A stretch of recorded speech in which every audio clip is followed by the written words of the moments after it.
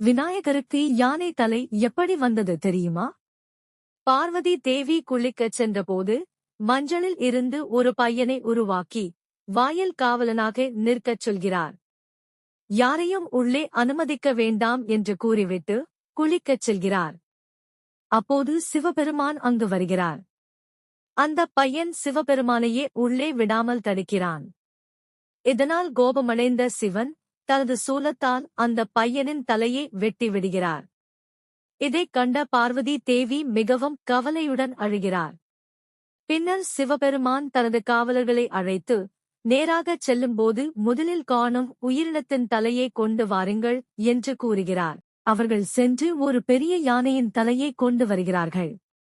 பின்னர் சிவபெருமான் அந்த யானையின் தலையை வைத்து இறந்த அந்த பையனுக்கு மீண்டும் உயிர் கொடுக்கிறார்.